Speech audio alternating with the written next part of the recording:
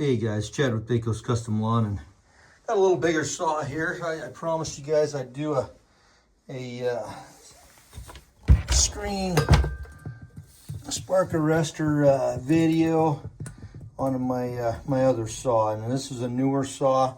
It's probably only like 3 years old, and this is an MS311.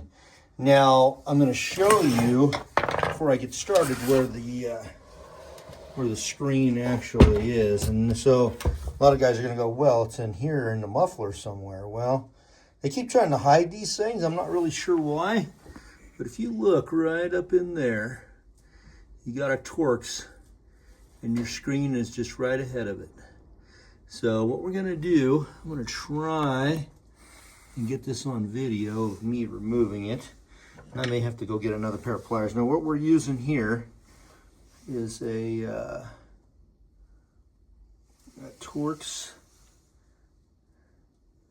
15, right? And this is actually a special size because the regular Torx one for Stihl is a little bit small, a little bit bigger actually. So we're just going to go ahead and remove this screw here, which holds the screen in. Go ahead and back this out of there. I've never had this one off, so I'm going to go ahead and, this is probably going to lose this screw here.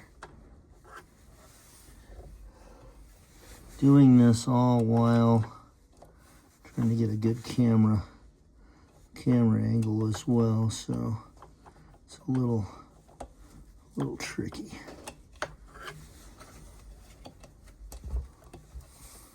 Like I said, they keep screwing around with these. That's what your little deal looks like there. So anyway, we're gonna go ahead and try and remove this. I'm gonna try and do this or get a good angle where you guys can see what I'm doing as well. So yeah, having a hard time seeing in there myself, so all right, I am gonna have to grab some needle nose pliers or something.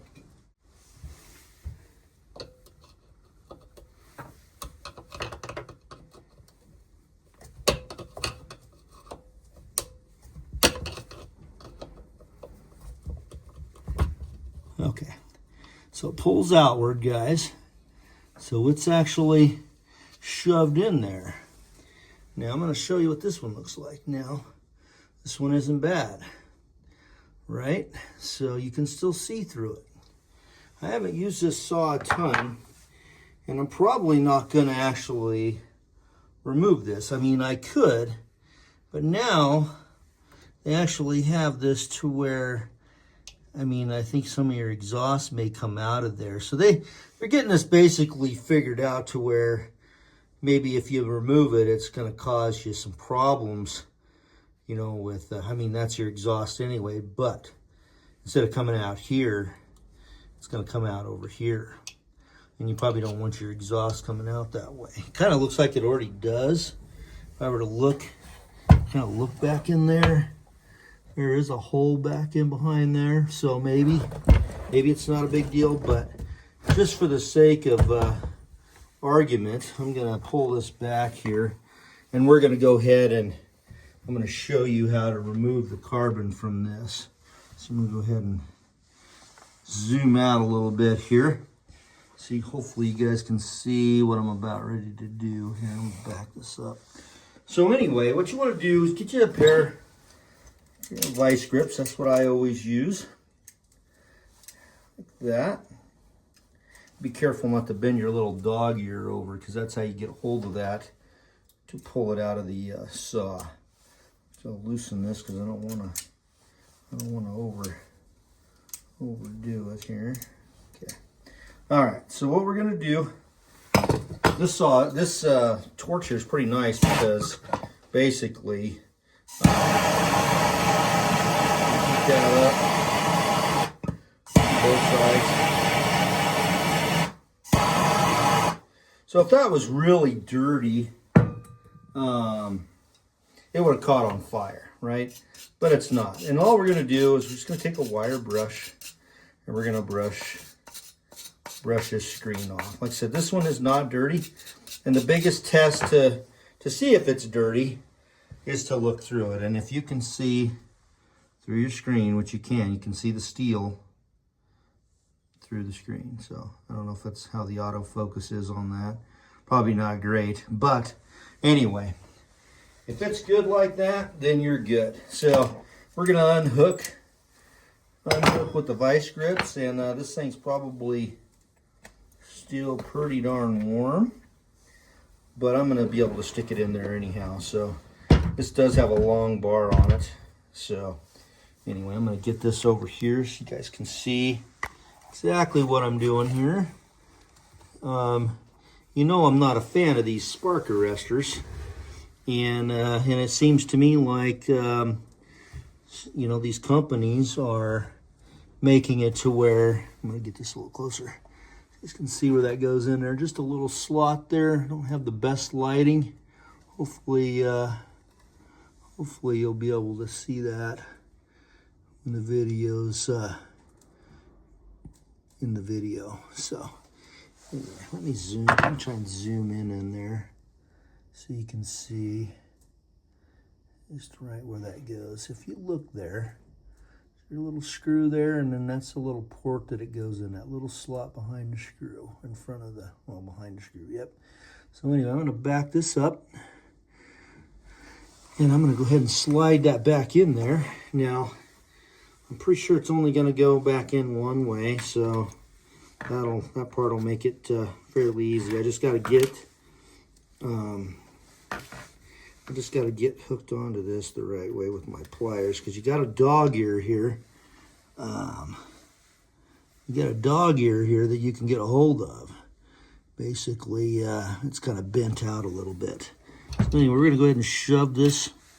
Whoop, I lost my grip here. I'm going to shove this back in there. So let's go ahead and line it up like so. I'm just going to shove it back in, maybe, if I can get it lined up here.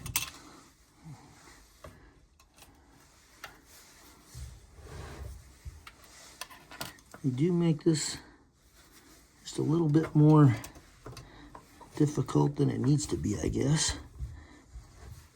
It's not wanting to slide in there for some reason. You don't want to bend it like I just did.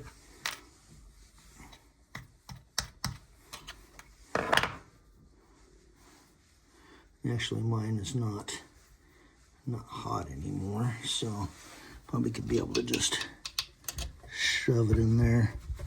I don't know why mine's not going in. Oh, there we go. Well, what it is now that I just figured it out, it is on an angle, so it's not going to shove.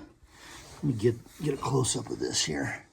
It's hard to see in the light that I have. Maybe I'll flip this up here so you guys can see it better. It does shove in there at an angle, so I was trying to kind of shove it in there. It's hard to tell. Hard to tell that angle that it's going in there, but hopefully you guys can see it when the video's made. But you can see that going in there at a pretty extreme angle. So anyway, that's what that is there. And so it just shoves right in there. And as you can tell, screw lines up perfectly. And then you can kind of see that dog ear there too that I was telling you about. That's how you grab onto it with your pliers to pull it out. So anyway, I'm going to go ahead and get this lined up here. I'm going to put that screw back in so we don't want it to fall out, obviously. And this is very tricky to do, I will say, because I'm trying to video it as well. So I'll get that lined up like so. Go ahead and get it screwed back in there. And like I said, guys, you know me, I like to pull these dang things out and throw them in the trash. But I think as we go along here, they're going to make it more and more difficult to remove these. So I just want to show you this again. This is the Torx 15 Torx 15, yep. That's what size you'll need. I've already got that tightened up good. Let's double check it here. Like I said, I used a pair of these like needle nose pliers, but just use what you got. And then again, I used the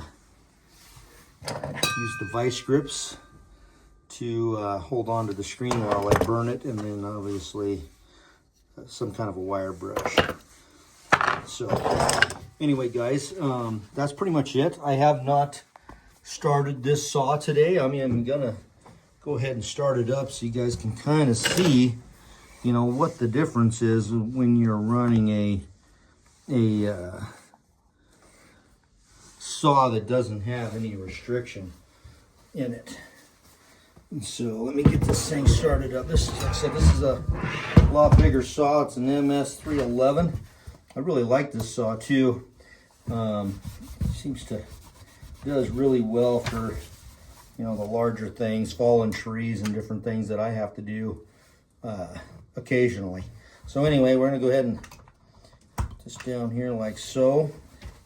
I'm gonna go ahead and get this camera turned around so you guys can see what I'm doing here. It's kind of hard to, sometimes it's kind of hard to get this camera adjusted just right.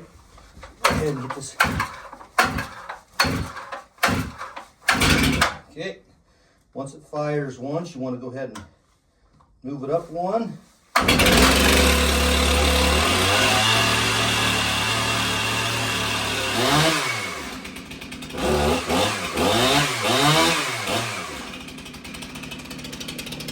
Yeah, guys.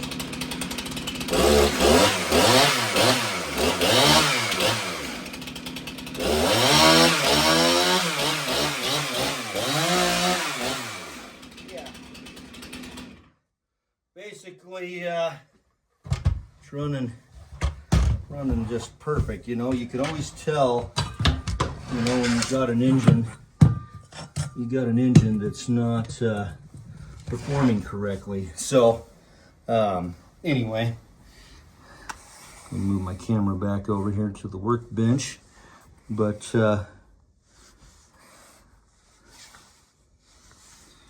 anyway, guys, like I said, if you like these kind of videos, make sure you like and subscribe. It kind of helps the channel. Share with your friends. It helps the channel, helps me make content like this. So all that kind of helps. We also have merch and things like that. Usually they're, you know, kind of tagged in at the bottom of my videos. That also helps us to make good content like this. So anyway, guys, don't work too hard. Try to stay cool. I mean, we're heading into the middle of summer, so we're gonna be sweating our butts off. But anyway, have a great day, guys, and I'll catch you on the next video.